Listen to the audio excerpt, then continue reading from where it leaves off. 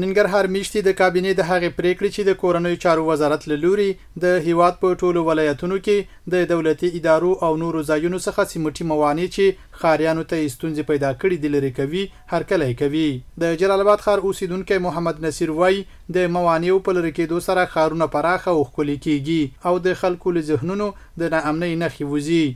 این بسیار کار نیک است به خاطر که هم جاده ها باز میشه، هم برای مردم هم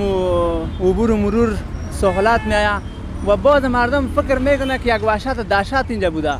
اونما هم از ذهن مردم دور میشه. دیگه در گذشته ها که کسایی که سنگای موانع را گذاشته بود به خاطر از اینکه خود در امان میگذاشتن و دقیقه ملت نبود.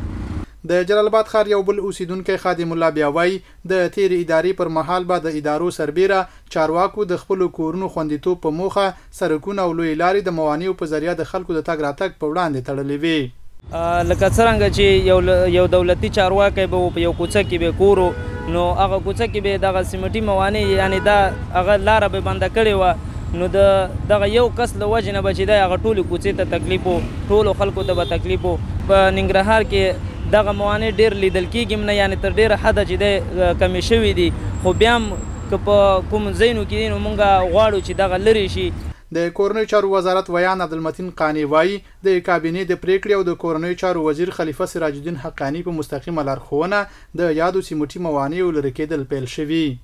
به اساس فیصله کابینه محترم امارت اسلامی افغانستان و به هدایت مستقیم وزیر محترم امور داخله الحاج خلیفه صاحب سراج الدین حقانی،